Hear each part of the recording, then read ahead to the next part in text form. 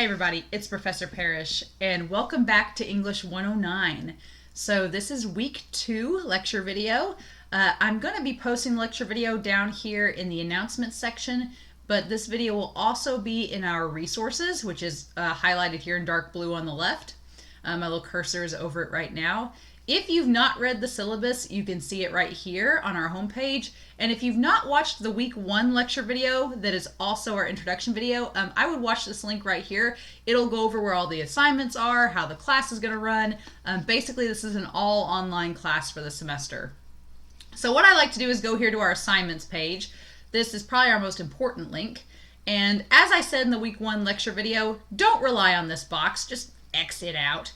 Go down here to week 2, and you'll see that for this week we have 2 assignments. I'm recording this on Sunday night or on Saturday night of week 1, so your Sunday assignments are still due for week 1. You'll notice once you complete an assignment, like I've got my week 1 discussion completed, you will see a check mark by that assignment.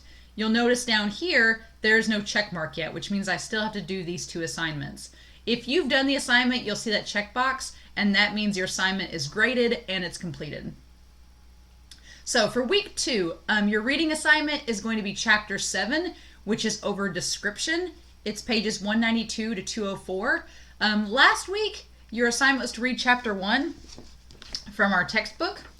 Chapter 1, if you've read it, you'll notice that it's just basically talking about constructing paragraphs, paragraph formation, the benefits of writing in a multi-paragraph structure. I want us to get away from, I'll be honest guys, I hate standardized testing and the whole 5-paragraph essays. I think that they're garbage because honestly we can convey our thoughts in more than just intro, 3 paragraphs, conclusion. So this first chapter does a nice job of explaining, when do you transition into new paragraphs? It should be anytime you start a new complete thought. And so the chapter goes along with that. It also talks about purpose and audience. Why are we writing? Who are we writing to?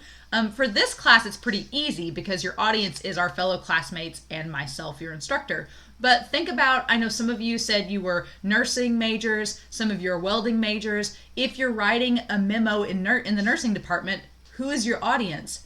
If you're writing a memo to a parent versus a fellow nurse, when you consider audience, are you using the same lingo and phrasing that you use with your fellow nurses? Or do you have to maybe simplify or change the wording so that a parent that is not a nurse will understand it as well? So there's a lot of things to consider with that. The chapter also talks about using writing as a skill, as a means of discovery, and it talks about some brainstorming methods such as keeping a journal, from listing, clustering. Now honestly, I am a lister. I like writing lists and making like little bullet pointed lists. I am not a cluster brainstormer. I've never been a clusterer. I know some people like the little web trees and thought ideas. That's just never been my thing. I'd rather just write it down in a list, like an outline, and go from there. But that's what chapter 1 talks about. Chapter 7, which starts on page 192, is all about description. And what I'm going to do, guys, is go up here to our resources page and show you all. If I scroll down to week 2, it says essay number 1, description guidelines. I want to click on that. It's going to open up that document for me.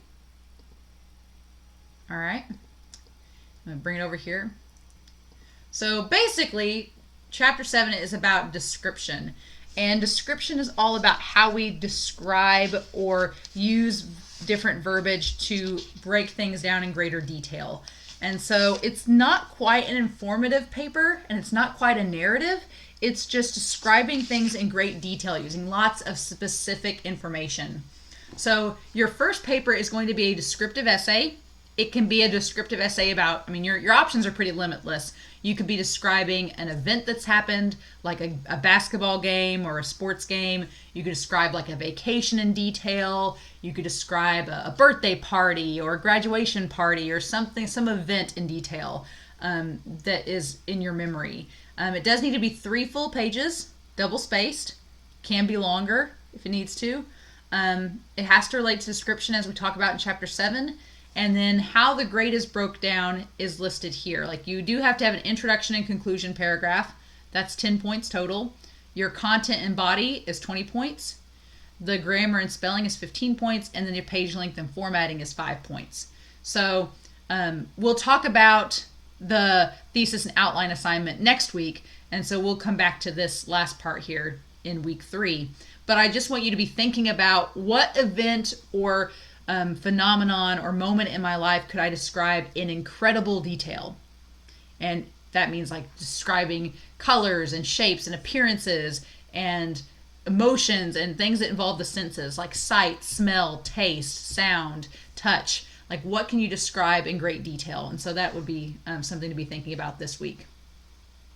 But going back to our assignments page, for this week you have chapter 7 to read, and then you have 2 assignments. One is our discussion forum, which you can find up here in the discussion forum link. The posts for that are due Friday, and your responses to your peers are due by Sunday. So I'm going to open the discussion forum in a new tab and show you all what that looks like. So discussion forum for week 2 is going to be based off of chapter 7 in our textbook, and you can see these 3 questions below. So it's basically, what are these 3 questions? It's going to be a little exercise in description to see how descriptive you can be of something and in your explanation. And like I said, those are due Friday and your responses are due by Sunday.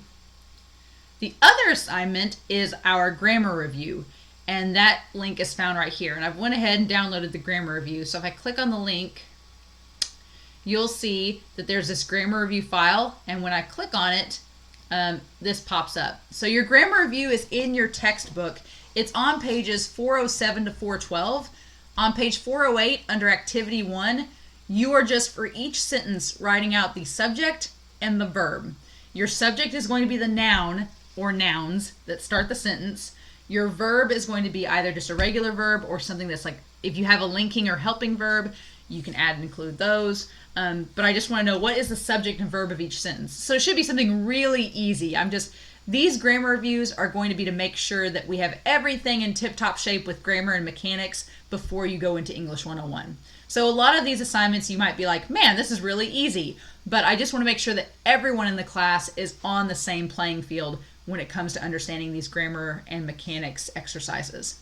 So same thing for number 1 through 10 in Activity 2. Please note, numbers 6 through 10 in this second part are extra credit. So we've got our first extra credit assignment of the semester in week 2. But you'll notice that you have 1 through 10 here. If you do 6 through 10, they'll be extra credit that'll be added onto your grade. So should be an easy assignment. But yeah, that and your discussion forum are the only 2 things that are due this week, other than reading chapter 7 and also thinking about what would I want to write about in terms of description. So those are the assignments this week. Nothing crazy. I usually like to start out this class fairly slow because I realize that some of you are getting textbooks, some of you have been working on getting adjusted to online learning. So we're just starting things out slow, and then as the semester moves forward, we will pick up the pace a little bit. There are some weeks we will have 3 to 4 assignments due a week, but these first couple weeks, it's just getting used to the class and the workload and scheduling around things with an online course. So if you have any questions, my schedules aren't usually finalized for when I'm at the college until Friday of the week before. So honestly, email is the best way to get a hold of me.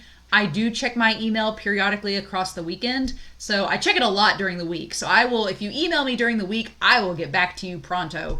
But if you email me on the weekends, I check it maybe once a day on the weekends, but not all the time. So if you do have questions, though, please don't hesitate to ask. And I hope you all have had a wonderful first week of class. I'm excited to dive into week 2. I'm excited to read your discussion posts. And if you have questions, please let me know. But otherwise, have a wonderful week. Please stay safe, take care, and I'll talk to you all again soon for English 109. Bye.